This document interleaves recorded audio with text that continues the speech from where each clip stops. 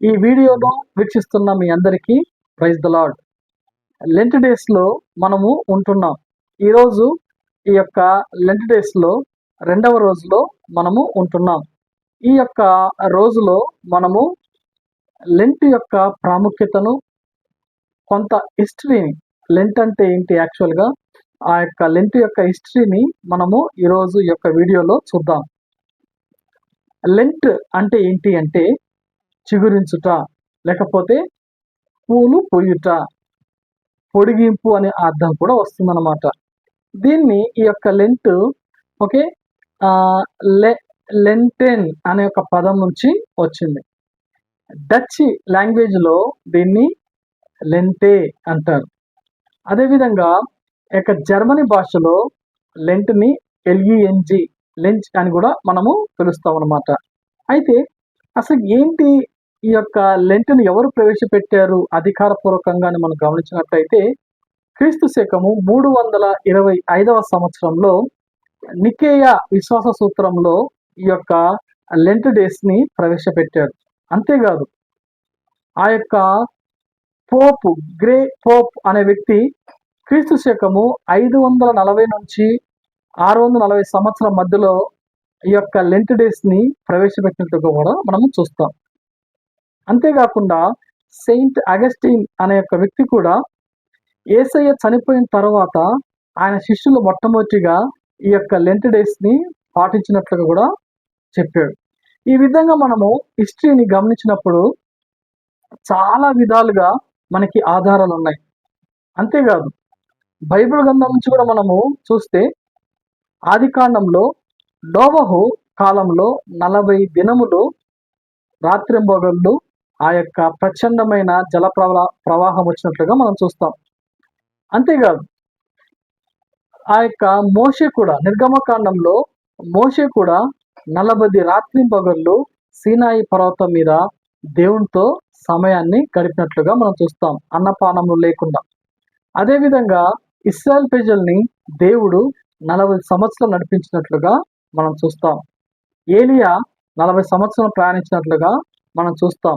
అంతేకాదు, సాక్షాత్తు యేసుక్రీస్తు ప్రభువారు బాప్తిసం తీసుకున్న తర్వాత 40 రోజులు ఉపవాసం ఉన్నట్లుగా కూడా మనం చూస్తాం. చివరిగా యేసుక్రీస్తు ప్రభువారు చనిపోయి తిరిగి లేచిన తర్వాత 40 రోజులు అనేక మందికి, తన శిష్యులకి తను కనపరుచుకున్నట్లుగా కూడా మనం చూస్తాం. ఈ విధంగా భౌగోళికమైన ఆధారాలు ఉన్నాయి. అదేవిధంగా బైబిల్ గ్రంథం నుంచి ఆధారాలు ఉన్నాయి. ఈ యొక్క 40 దినములు 40 డేస్ చాలా చాలా ప్రాముఖ్యమైనది.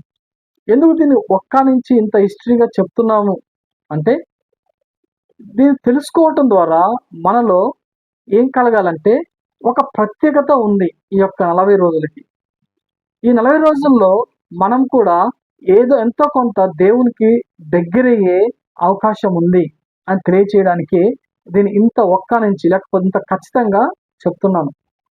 ఎందుకు అంటే, ఈ యొక్క 40 రోజుల్ని చాలా మంది చాలా తేలిగ్గా తీసుకుంటుంటారు. ఇది ఒక ఆచారమనో, లేకపోతే ఏదో ఒక సంస్థకు, ఒక ఆర్గనైజేషన్, ఒక సిఎస్ఐయో, లేకపోతే ఆ యొక్క ఆర్సిఎం చర్చి వాళ్ళు చేసుకుంటారండి అని చెప్పి అనుకుంటుంటారు. కానీ నిజానికి ఈ యొక్క 40 డేస్ అనేది ఒక వ్యక్తి జీవితంలో చాలా చాలా ప్రాముఖ్యమైనది.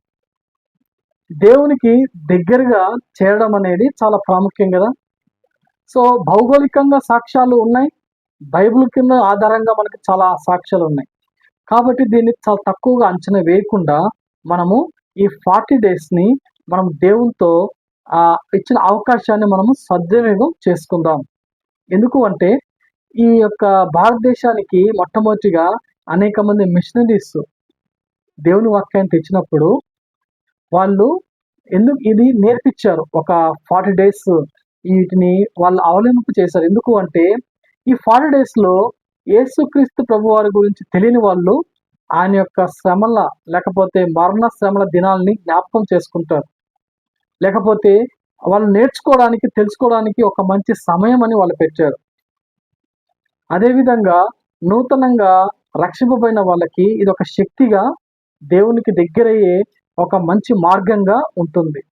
కానీ ఈ యొక్క రోజు వాక్యము అంతటా ప్రకటించబడిన తర్వాత దీని యొక్క ఆవశ్యకత తగ్గిపోతూ ఉంది.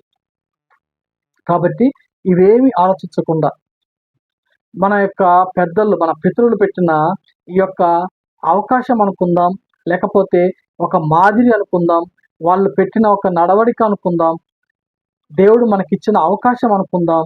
ఈ 40 రోజుల్ని ఒక ప్రతిష్ఠిత దినాలుగా మనం ఎంచుకొని మనకు అవకాశం ఉన్నంత మేరకు దేవునికి దగ్గర అవడానికి చూద్దాం. అటువంటి కృప దేవుడు మనందరికీ దయచేయునుగాక. ఆమేన్. Praise the lord.